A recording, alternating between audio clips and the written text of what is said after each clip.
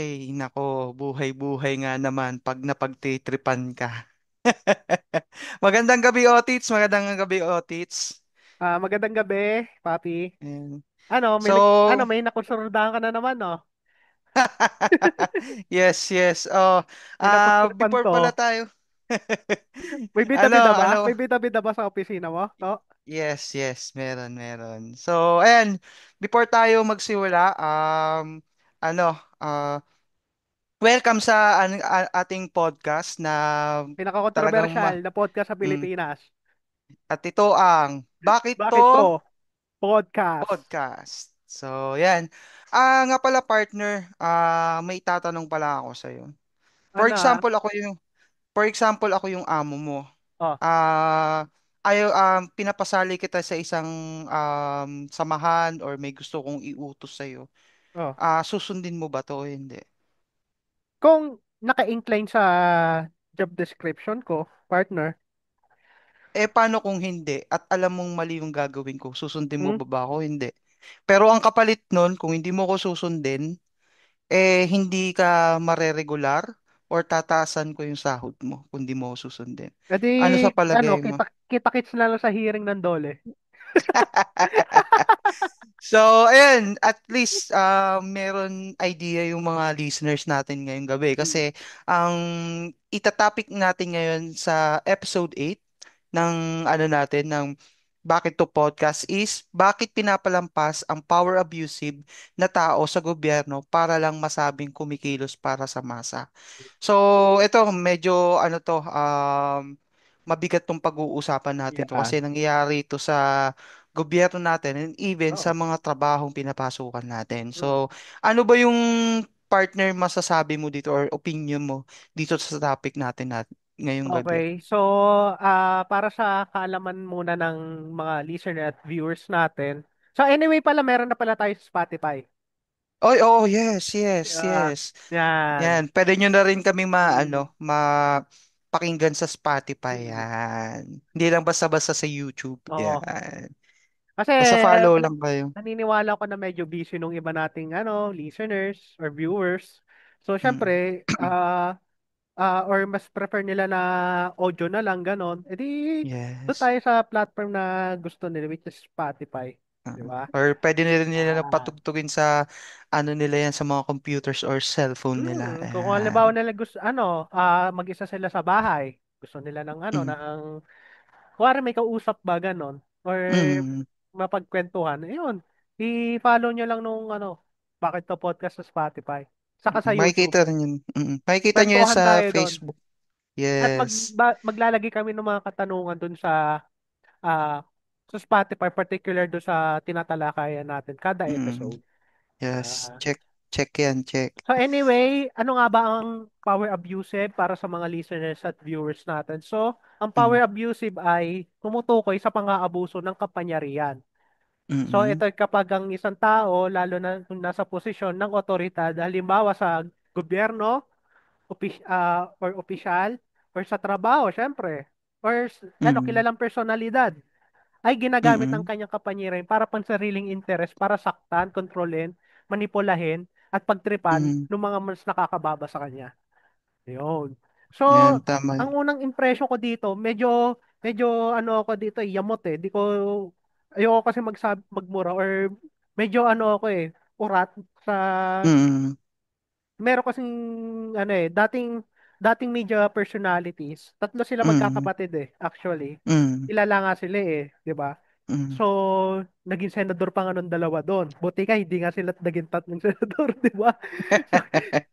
So, so ito, nung power abusive, nung habang nasa show pa lang sila, kasi nung isa na sumikat sa YouTube, kung mahilig kayo manood ng mga drama-drama or mga may kaso sa mga, kani-kanilang buhay, di ba? Pinapanood natin yan.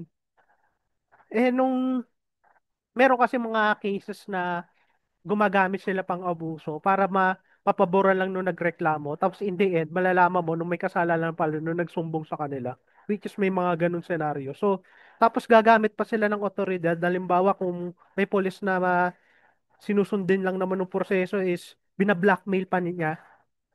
Yun ang nakakaloko eh. Which is para sa akin, ah isa sa form of power abusive yun para masabi lang, si Idol. O, di ba? O, alam niyo na yun kasi yun yung tinutukoy ko. Kasi tinawag ko na nung nickname eh. Si Idol, oh. Ang galing naman ni Idol. Nalutasan pero hindi nila alam mga panatiko na bulag-bulagan sa kanya. May mga, lahat ng bagay may proseso.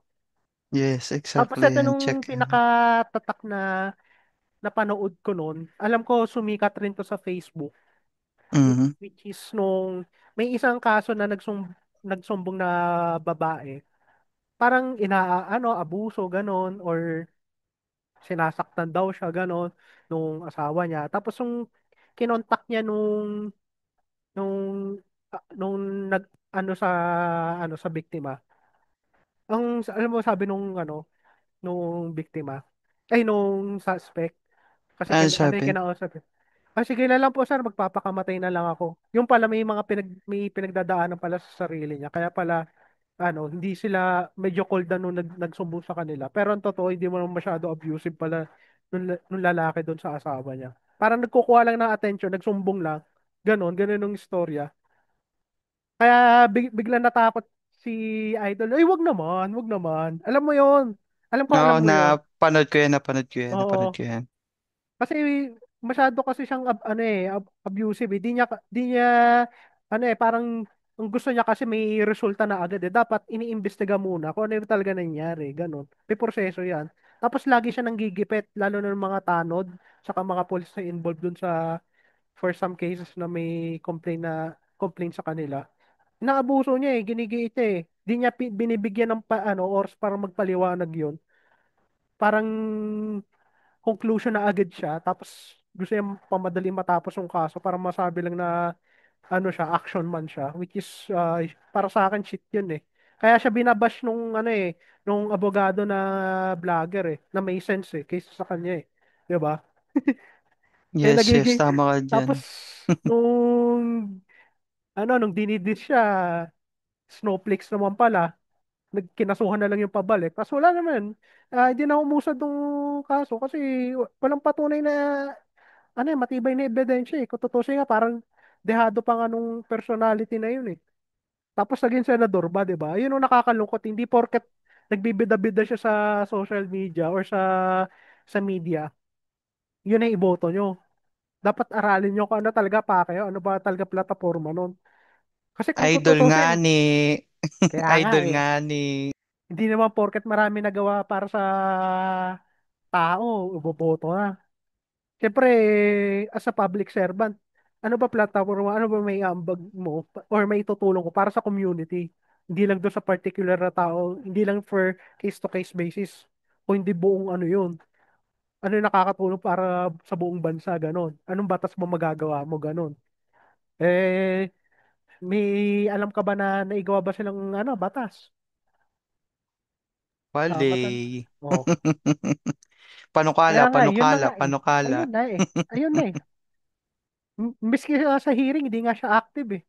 Nung hearing sa corruption, hindi siya active masyado eh. Hindi nga, pata, ano, pa, nagtatanong lang siya kasi nasisingita siya ng isang senador, ganun.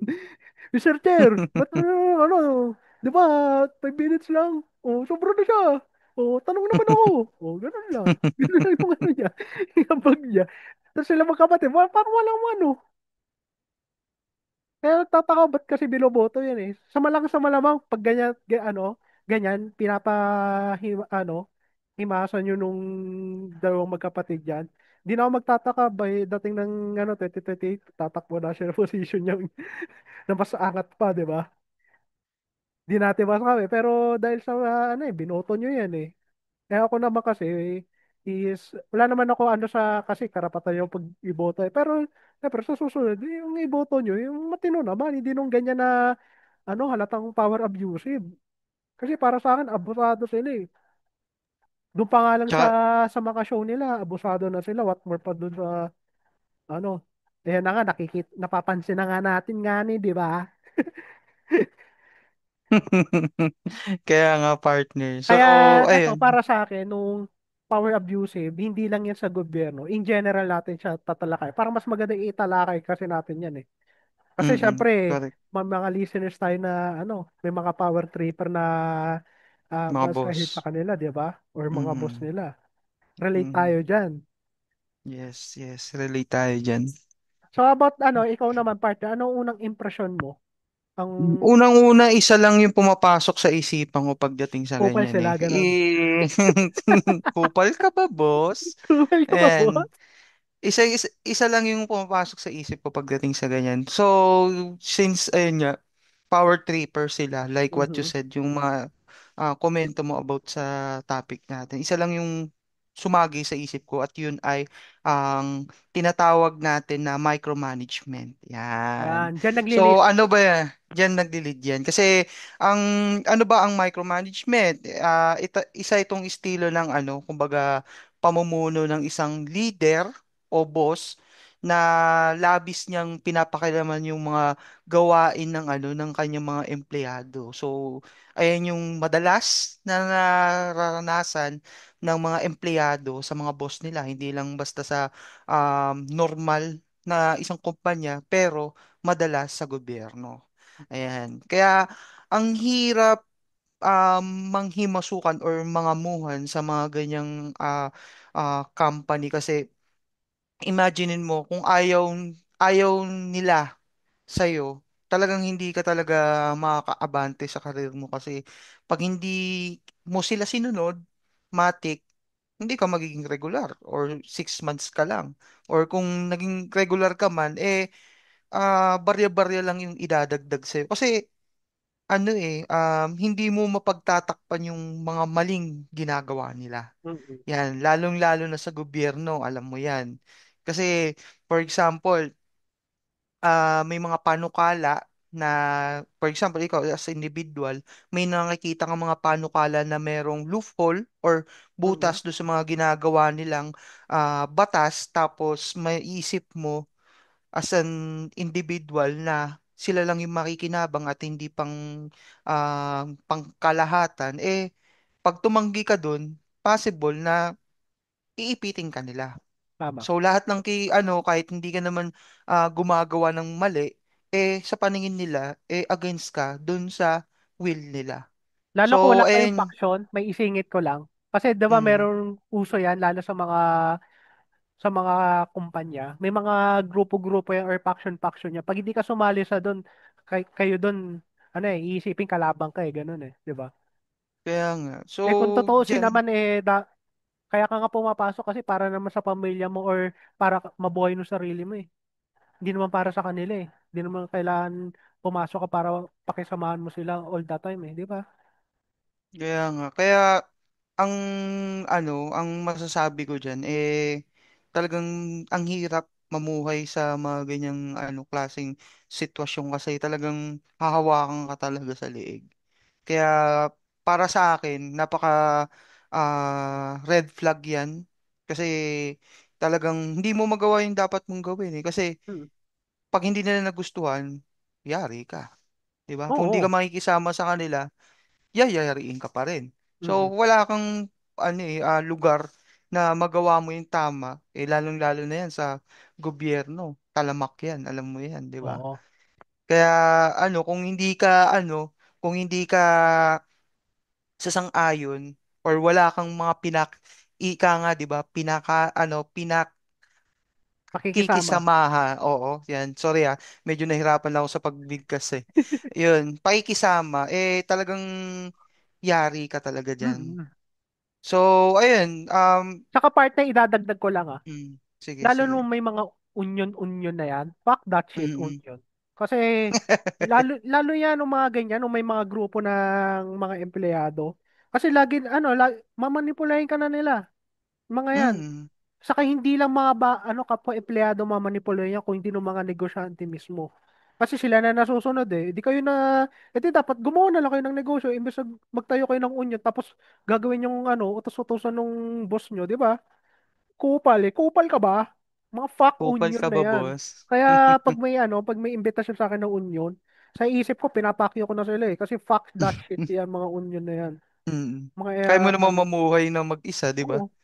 Magnegosyo ka. Kung kung ayaw mo na sa magnegosyo ka kung may pera ka. Hindi nung magtatayo ka ng samahan nyo tapos sisiraan nyo nung integridad ng company. Kung deserving, 'di ba? Kung deserving pwede. Mm. Pero Kung kung talaga bulok, sira ulo, pero kung mabuti naman nung amo mo, negosyante mo, tapos tatayo kayo ng union, tapos gusto nyo kayo na lumason sa isang negosyo, fuck that mm. shit. Magnegosyo kayo sarili nyo. O mag-resign na kayo. Kasi di ba meron kasing union, yung, alam mo yung, alam mo yung union, Ram di ba, na ramdam tinatawag ko na yung union. galit mo dyan, partner, ah. Di ba, alam mo yung union na yan? Kasi Yes, sila yes. talagang malakas mag-power trip. Lalo Mm-mm. pag pag bagito ka, di ka pa regular, tangina pag kaya magtitripa ka niyan, utos-utosan ka niyan. Kasi Yamot ano eh. pag di ka sumali sa kanya, wala kang pagkapangyarihan. Sila lang meron kapangyarihan. Kung may mga president pa, vice president, etc. etc. Gago, fuck that shit. Ano? Ano? Anak ng BS eh. CEO? Anak anak ng anak ng CEO? Di ba? BS nga. Yun ang para sa akin yung opinion. Pero kung kayo, bahala kayo kung sasali kayo sa mga ganyan. Pero ang para sa akin, fuck that shit sila, mga ganyan. Tayo natatrabaho ka para sa sarili mo at mabuhay yung pamilya mo, hindi para sa kanila. Yun ang tatandaan nyo. Siyempre. Pampadami members yan eh. Pare-pares, pare-pare, pare-pares tayo, nakikipagsapalaran eh. Tapos gagawa kayo ng grupo na, di ba? Okay lang na may, maging friendly ka, gano'n, o may mga kaibigan Mm, ka sa trabaho. Pero nung gagawa ka ng grupo, tapos parang yung kilos ay pang pag-aaklas or rebellious act sa company, mm. fuck that shit. Nakakasira ng negosyo yun eh. Magsarili na kayo ng negosyo, mabuti pa. 'Di ba? Tayo kayo sariling kumpanya, mas mabuti pa, 'di ba? At least Mm, matutuwa ng boss niyo na marami kayong natutunan sa kanya at kayo na tumayo sa sariling mga paa, 'di ba? Ganun nung imbes nung mm. sisiraan ng boss niya, tas gusto nila sila mag-take over isipan ng CEO, no? Ganun. Upal. Kupal ka ba, Hmm. boss? Ka lang, And, maliit ka lang na bilang sa mundo. Ano ka na, power tripper ka na, 'di ba? What more pa kaya kung may malaki na impluwensya mo sa makapangyarihan ka na. Kaya nung niwewery ko dun sa tinutukoy ko kanina na magkapatid na media personality into senator eh. Balang araw isa sa kanila tatakbo presidente. Tingin ko lang hindi naman ako ano ah pamangkin ni Rudy Balbi para hulaan. Pero yun ang foresight ko in the future eh.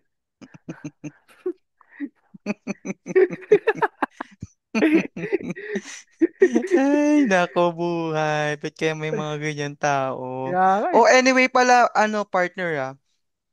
Ito yung pinaka ano dyan, mga kategory na pwede nating ilagay dyan. So, Okay. bakit nga ba pinapalampas ang power abusive na tao sa gobyerno? Hmm. Meron tayong apat na kategorya. Unang-una, yung pakikisama, nasabi na natin to kanina, Oo. at takot.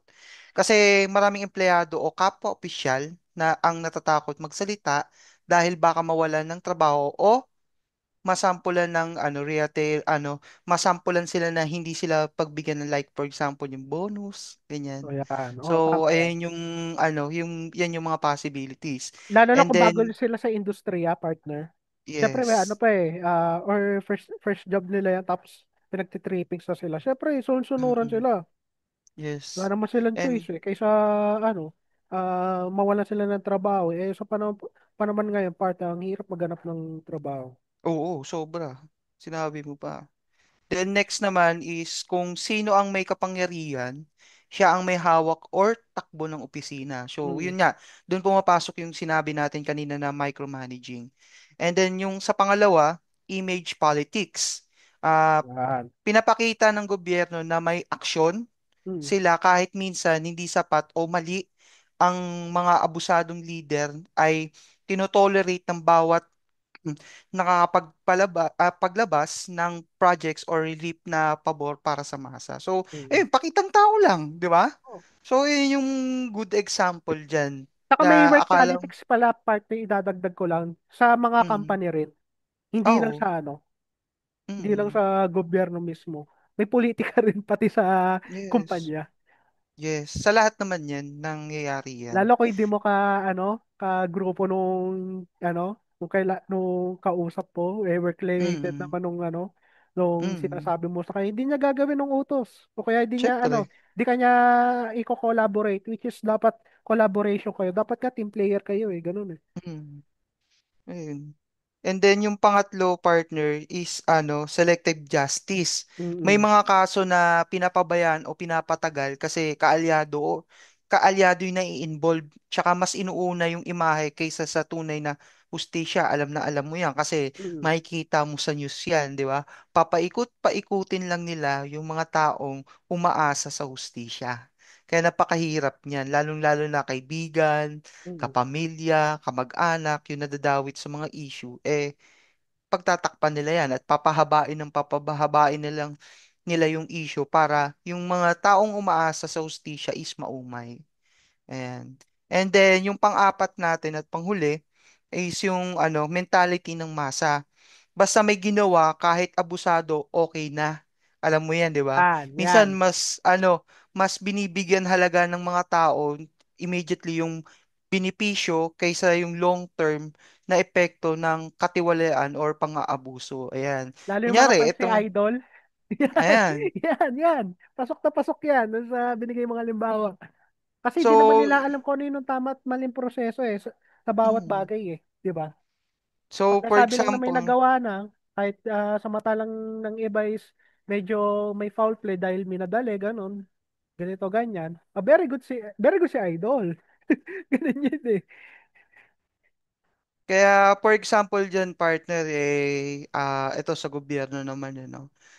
For example, yung tumatakbo sa na senador or kongresista nung past niya nakasuhan siya ng pandarambong, Okay. corruption, ganyan magpakita lang ng konti lang yan na pasayaw-sayaw dyan or Oo.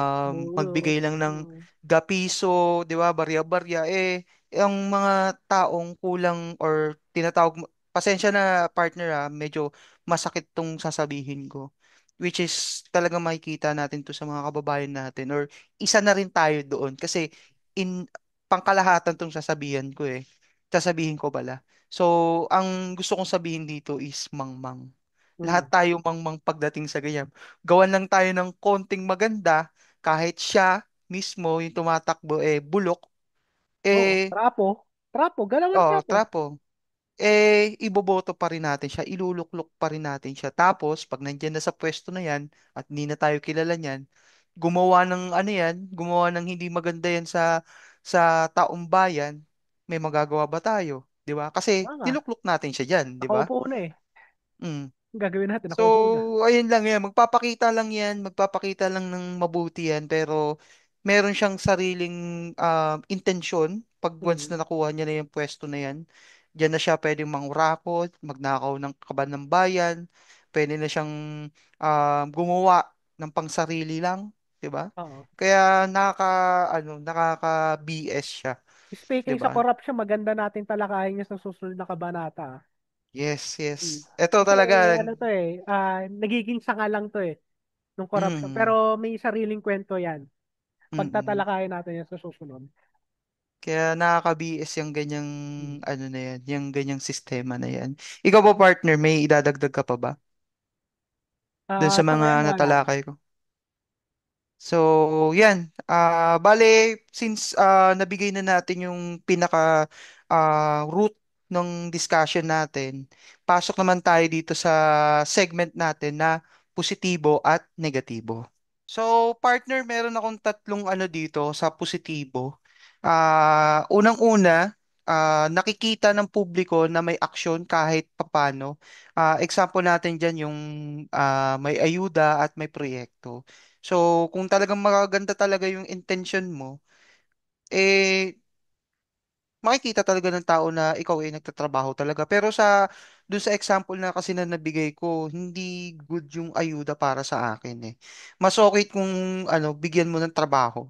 Yan, turuan mo Hindi mangisda. sapat. Hindi. Hindi sapat nung Mm, i-spoon feed mo sila. Dapat oo. bibigyan mo sila to way to, ano, to Mm, feed on his home or their own. ayan. Ganon. Ito naman yung pangalawa partner is yung short term na benepisyo. Yun nga, yung nasabi ko nga sa una, para sa masa yung ayuda. and then infrastructure projects, and yung mga pabahay. So, almost naman naggagawa talaga yan, yung mga ganyan. Kaso, selective lang siya no? Selective lang siya. Pero positibo pa rin siya, di ba? Mm. And then yung pangatlo natin is stable, stable na sistema. Hindi agad natitinag ang mga leader kahit controversial na. Kaya kahit hindi rin agad na nagkakagulo ang gobyerno is pinagpapatuloy pa rin nila yan. For example, yung nangyari sa Maynila, 'di ba? Naggagawa sila ng um proyekto doon hindi pa pala sa lokal, hindi sila kumuha ng doon, ng abiso. So, ayun, talagang nangyayari talaga yan sa natin. Pero we also consider yan kasi gumagawa pa rin sila ng mga proyekto. Yun nga lang, 'di ba? May mga side comments or side things na masama, kumbaga. Ito mostly is pinapakita lang nila dun sa mga tao. So consider as positive. How about you, partner? May idadagdag ka ba dun sa mga positibong nasabi ko? So para sa akin, ang positibong epekto ng power abusive, kung kung may itutuwid ng proseso ng nung power abusive So Mm, para sa akin, ang mismong power abusive ay masama nga syempre, pero pag naglalantad or pagtutuwid na to ay maaaring magdudulot ng mabuti. So ano ibig sabihin nun? So sa unang positibo na yon na pagtutuwid ng bilang power abusive is pagkakaroon ng pagkagising or wake up call sa community. So yun, kagaya sabi ko, mga packing union. So on the positive way, nagkakaroon sila nagising, inaabuso kami kahit hindi naman, pero gusto lang nila maging powerful lang sa company. Oh, 'di ba? So ito yung nagiging dahilan para mamulat ng tao sa kabulukan or let's say kabutihan or opportunity ng sistema. Ganon. So pangalawa is nagkakaroon sila ng reforma. So sa pagiging power abusive na 'yon, nagkakaroon sila ng new reform or bagong kalakalan sa isang sistema na maaaring magdudulot ng pamahalaan ng batas, institution. And then, nung pangatlo is, nagkakaisa lang sila. Ganon. Yun ang nakikita ko. So, yung pagkakaisa nila is pagsasama-sama ng lipunan laban sa katiwalian. In general ko na itutukoy laban sa pagkatiwalaan o sa kawalang katarungan.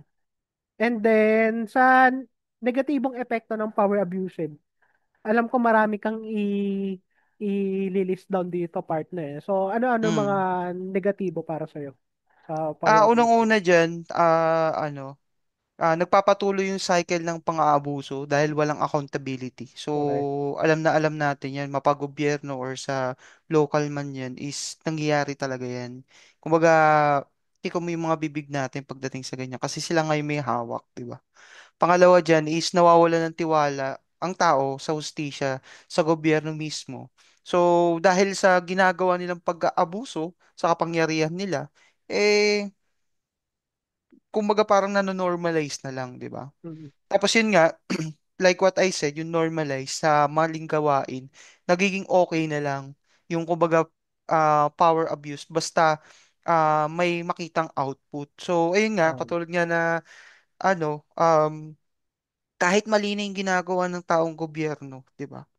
Dahil sila nga yung um, nasa kanila yung pondo, kahit alam mo bilang individual na mali yung ginagawa nila, walang records, walang abiso sa lokal, ang masasabi mo na okay na lang yan. Kasi wala ka namang power na para pahintuin yun di ba? mm. Kasi sila nga yung may hawak ng kapangyarihan. Parang yung kanta nga ni Bamboo, di ba? Tatsulok, di ba? Oo, So, yan. yun yung mga good example, di ba? And eto, yung pang-apat ko is nasasakripisyo ang tunay na reforma para lang sa masabing may nagawa. Ayun nga yung Yan. sinabi ko nga sa'yo. Yung example sa Maynila, 'di ba? Asan ba tinayo yung yung barangay, 'di ba? Sa gutter, 'di ba? Sa So, yun yung kalsada, good no? example. Ayos! Very Oo, good. Very good yan, very very good. good, 'di ba? Tapos ilalantad yung pangalan mo doon, ay pangalan nila doon para Masabing masabing proyekto may mo yun, nagawa. pero para sa akin, Mm. kakupalan mo yun eh. Di ba? Tapos partner, ito po yung masakit. For example, may mga nasalanta sa bagyo, ganyan, or sa mga kalamidad, eh, laging sinasabi ng mga tauhan nila, uy, galing kay ganito yan. Ayan. So, Uy. ikaw mapapaisip ka, no, Eh, seryoso yun? Di manipulation ba? of thought na eh. Ganun eh. Parang Mm. pinopropaganda na yung sa utak mo na, uy, may utang na loob ka dito ha. Pero putang ila, galing sa pera na mo yan, di ba? Galing sa buwis Mm. mo yan eh. Kaya nga. So, napakahirap. Hindi, basta madalas Ito yan mga utang na nasa, loob ka pa sa kanya, eh, kung tutusin mm, trabaho niya yan, dapat lang. Hindi ka dapat magpasalamat, dapat lang. Ginagawa niya trabaho mm. niya. Tsaka yung ginagamit na pondo kasi dyan, hindi naman galing sa kanya yan. Galing sa Mm.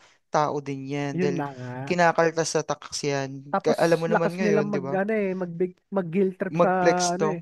Oo, saka mag-guilt trip sila. Ano pa, bibigyan pa ng isipin ng mga mangmang na tao na porket ano, ako sa hirap is mangmang na is ano, inuuto na nila. Kaya nga. Ginagawa pa Kaya, na sabi, uy, utang na loob mo to ha. Parang ayaw pa sabihin, uy, utang na loob mo to ha. Bigay to ni ganitong ano ha. Oh, gago eh, no? kaya ang hirap ang hirap makisama pagdating sa ganyan. Mm. So, partner, ano ba yung maidadagdag mo doon sa negatibo? May baong ka ba dyan? So, ang mga masamang epekto or negatibong epekto ng power abusive is, unang-una nabanggit na natin to, is corruption. Susi to sa pagiging corruption. So, nagiging ugat to sa pagnanakaw sa kaban ng bayan, hindi patas sa distribution na yaman. Hindi lang to sa ano sa gobyerno Kakaroon rin kasi ng corruption sa trabaho dun eh. In the sense na ano parang psychological warfare para maghahakot kayo ng kakampi in sa dalawang panig para magsiraan kayo, magbatuan kayo, ganon. Yun yung para sa akin ng corruption eh. Imbis na nakatuto kayo doon sa designated job nyo or ano, parang doon nagre-resulta na nung company is kulang sa team building eh. Or kung may team building man lang, ang gagawin ng mga empleyado, magkakabitan lang naman sila sa ano sa team building di ba? So anyway, ipapasok ko dun sa negatibong or balik tayo dun sa negatibong epekto ng power abusive is nung dalawa kong negatibo na napapansin ko dito is nung pananakot at pang-aapi. So, ano ibig sabihin nun is ginagamit yung kapangyarihan para manakot, mang-api, or patahimikin ng oposisyon or manipulahin. And then pangatlo is, kagaya na sabi mo kanina partner is, nung kawalan ng tiwala, idadagdag ko lang, hindi lang nung nakakawala ng tiwala ng tao sa gobyerno, kundi rin sa batas or sa sistema. Parang hindi na ginagamit nung sistema ng gobyerno eh. Parang may sarili na silang kalakaran sa gobyerno eh. Yun yung ano eh, yun yung napupukaw kong pansin ng negatibo dito sa power abusive. So, pang-apat naman is, hindi na pagkakapantay-pantay. So, ang ibig sabihin is, yung may mga connection na or may pera lang nung mabibigyan ng pabor. Hindi na nung suggestion neto nung isa or nung suggestion netong isa na mas maganda, hindi na napapansin ah, nung suggestion na mas maganda nung isa kasi wala siyang bilang, ganun. Or wala siya kasing pera, ganun. Or wala siyang dating compare do sa isa na mapera lang to pero kung magbigay ng suggestions is putyo-putyo lang is doon na nagagamit ang kapangyarihan ganun. And then nung panglima naman is or nung panghuli is paglabag sa karapatang pantao. Minsan nagagamit itong abuso hindi ah, kundi sa karapatang pantao kasi hindi na nire-respeto ng kanilang dignidad at karapatan nilang bilang mamamayan.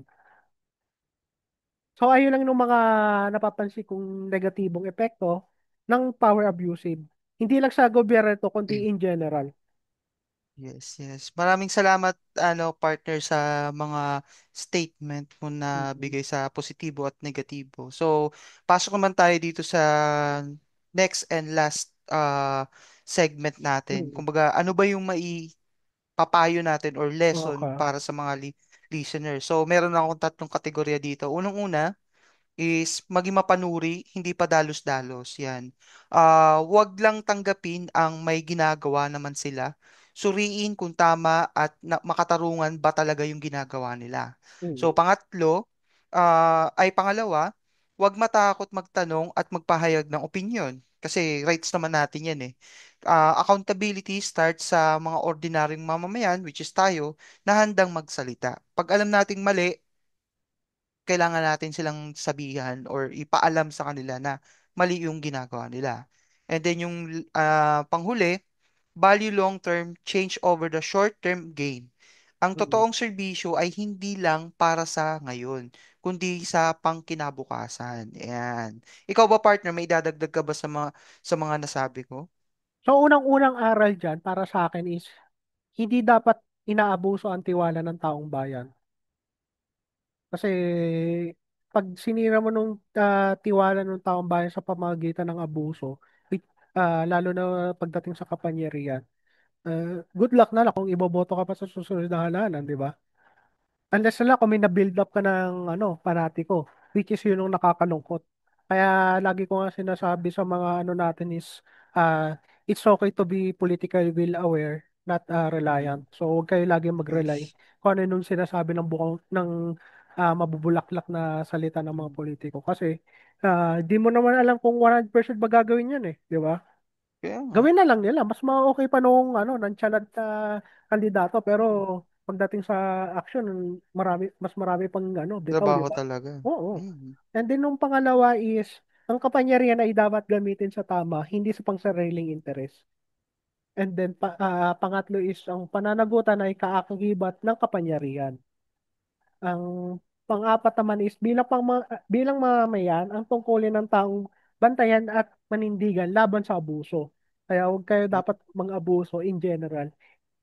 Kahit sa company, sa gobyerno, o kaya sa mga katransaksyon nyo, kung may negosyo kayo, huwag kayong maging mapang-abuso, ganun. And then, ang huli is, ang pananahimik sa harap ng katiwalaan ay pagkukunsiti. So, dapat maging Mm. vocal tayo. Pag may napansin tayo na, putik, ano to na, nampa-power trip to o I-report mo na agad. report na agad. Ganon. Mm. Pero ang masama, kung pinagsusumbungan mo is power tripper rin, wala. Ang pinakamadali lang yan, mag-resign ka na. Di ba? Kasi kung paano Yes, kung yes. ang ano mo naman, ang power tripper naman sa inyo, yung susumbungan yung bayan. Mm. Kailangan naman isumbong mo sa CEO, sabihin lang ng CEO sa'yo. Kung Mm. may ano naman tayo, may head HR naman tayo, ba't di ka magsumbong doon? Ikaw paano kung yun ang Mm. mismo Pero kung may may mga problema? ano naman eh, may mga kawani naman sa ano natin na pwedeng tumulong, 'di Mm. ba? Na para O kaya kasuhan yung mga power kung trippers na 'yan. di mo pa wala ka pa sa lakas ng loob mag-resign at makahanap ng malilipatan pa, may dole naman. Pwede naman kayo Yes, doon correct. magsumbong. At dole na ang Mhm. bahala doon sa mga employer na yun. Tama, tama. Check 'yan, check. So, partner, may idagdag ka pa ba sa ano natin Wala na. sa Ayun lang ng mga ah, pulot na aral na pwede ko maibigay sa mga listeners at viewers natin. yan. I hope So, naman na yan, may natutunan sila. ma-apply nyo yun, mga pinagsasabi Mm. namin, kahit ginagawa namin biro-biroan. Ayun. So, before tayo mag-end ng ano natin, ng talakayan natin, may iwan lang ako partner sa kanila ha, na katanungan ha. Yan. Para at least pwede nilang isagot to sa Mm. ano natin, sa mga social media platform natin, like for example sa Facebook, sa YouTube, Instagram, and syempre, wala nang iwas, Spotify. Mm. Ayan. So, ito yung iwan ko lang na katanungan para sa kanila. Kung ikaw yung nasa posisyon ha, mas pipiliin mo bang magbulag-bulagan sa pang-aabuso para meron kang benepisyo or bonus na tinatawag natin o maninindigan ka kahit mahirap? Yan, medyo ano to, medyo mabigat tong tanong ko para sa mga listeners and followers Mag-iwan kayo ng natin. komento kung gusto niyo na may explanation Pero pwede Yan. naman oo o hindi lang. Mm-mm. Tsaka ano rin, kung may gusto sila na topic na gustong talakayin, iwan lang kayo ng message sa ano Oo, natin sa mga huwag niyo social media. kalimutan pala na mag-iwan kayo ng Mm. komento sa YouTube at Mm. Spotify. At partner, sasabihin ko rin pala sa mga sa mga listeners and followers natin na huwag kalimutang i-hit yung notification bell or follow kasi pag once na gagawin nila yan partner, mas makakatulong sa atin to Mm. na mas magdagdag pa ng mga panibagong usapin, di ba? Mag-follow kayo sa Mm, Spotify, tapos mm, subscribe kayo sa YouTube. Hit the mm, notification bell on both platforms. para mas Yan. lalong matulungan tayo na mas gumawa pa ng mga magandang usapin na Follow na yung rin mga kayo sa hot Facebook topics at din. Instagram. Yan. So, ayan. Puro kayo Maraming nood salamat eh. sa mga Puro nakikinig. sila nood, no? At nakikinig. Tapos ang baba ng subscriber natin, no? Matuto rin naman kayo mag-follow, saka mag-subscribe. Malaking tulong Ayan. yun sa amin, promise. At Mm. So, pag nag-subscribe kayo, magbibigay pa kami ng mga susunod na mga topic na yan. kinaabangan nyo. Check yan, Yan. check na check yan. Oh, siya, partner, maraming salamat sa mga nakikinig at sa mga followers natin. Mamba out. Mamba Boom. out. Kupal ka ba, boss?